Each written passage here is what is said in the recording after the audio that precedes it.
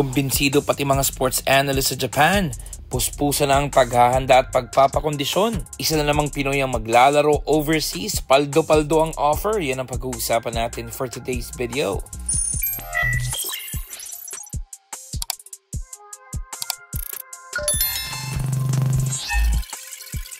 Nagulat ang lahat kahapon nang mapabalitang nag-agree na nga si Kevin Kembao na maglaro sa Korean Basketball Association or KBL para sa team ng Goyang Sono Sky Gunners. Madadagdag nga si KQ sa ilang kababayan natin na naglalaro na doon, kagaya ng kapwa Gilas na si Carl Tamayo, SJ Bilanggel at iba pa. Tumataginting lang naman na $390,000 or nasa 21.2 million pesos ang bayad kay Kevin Kembao sa loob ng 2 taon na kontrata, at yung third year niya ay may player option na kung saan pwede siyang mag-decide kung mananatili pa siya sa team or lilipat na ng ibang kupunan or liga.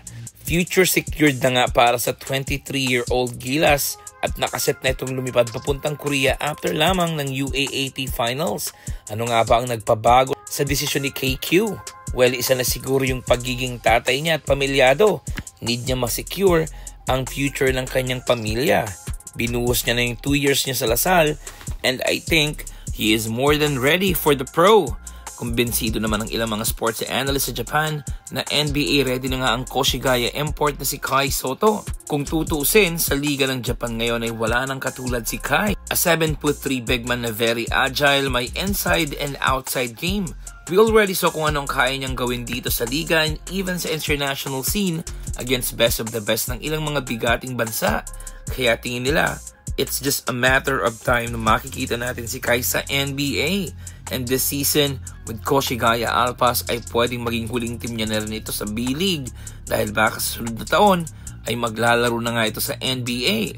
As for Kai, everything ay nagsisimula sa hard work and yung mga early days na sa paglalaro sa ibang bansa ay yun lagi ang kini-question sa kanya, yung willingness niya to improve, and now that he is 22 ay alam niya na rin na time is running out for his NBA goal.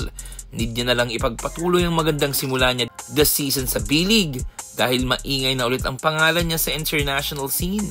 Posible rin na may mga offers nang natatanggap ang agent ni Kai ngayon pa lamang.